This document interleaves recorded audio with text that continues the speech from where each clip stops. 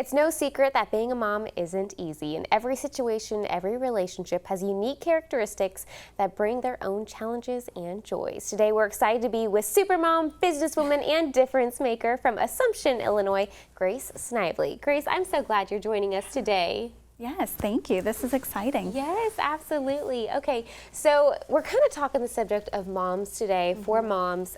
You are a mom. Yeah. Let's talk a little bit about what your experience has been like as a mom. Oh my goodness. Well, the journey started a little over 5 years ago. So my son turned 5 in May. And like any mom, I think when you're expecting, you have these hopes and these ideas and these dreams, and I mean, that's what makes expecting so magical, right? Like, you get to sit there and you get to dream up who this person is going to be that you're growing. And my son was born, and it was a challenging birth to begin, so I feel like, you know, we've had our challenges from the very beginning. He was born, and it was hard, and it's I think a hard thing to explain, especially that first year of motherhood. I loved every second of it, but there were so many things that I thought, this just shouldn't maybe be so hard. Other people get to eventually sleep. Other people get to hear their baby babble. There were all these things that just weren't happening, and I think that's when the journey for me started, where I started recognizing maybe something was different, maybe things weren't playing out the way I had anticipated. And I think for a lot of mothers, that conversation starts internally first. And you really have to kind of work through that before you even maybe open up to a spouse or a friend. And that's where it started with me, and then has just continued to unfold. And here we are, 5 years later. So at what point did you decide, okay, I have this internal dialogue of these things I'm noticing, and I could imagine that it's like, I don't want to verbalize these things because I don't want them to be my reality. It's like speaking them into life. But at what point did you decide, okay, I need to verbalize this? Yeah, so I think I started verbalizing things to my husband as early as 6 months. And I think the narrative so often, and not that it's wrong, but the narrative so often is, oh, so-and-so's baby did that, or so-and-so experiences that.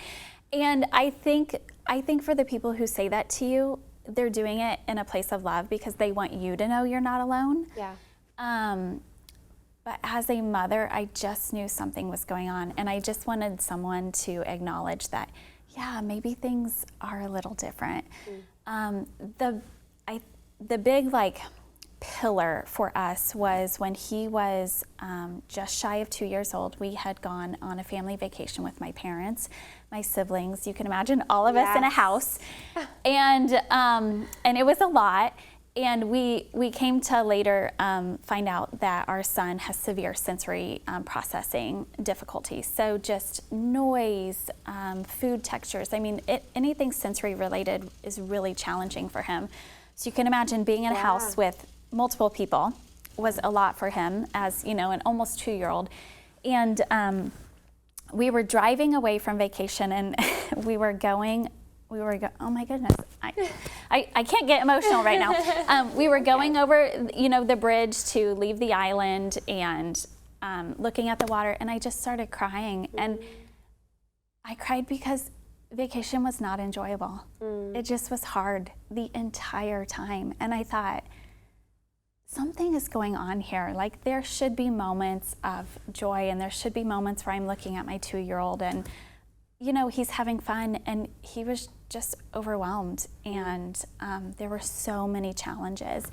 And so it was on the way home from that trip that I called our doctor, and I said, here's what's going on, here's what's seeing. I really want to talk to somebody.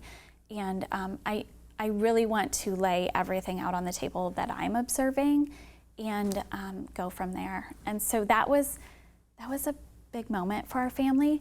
And I think, as always, I was kind of the first to acknowledge these different things that we were seeing and search out answers.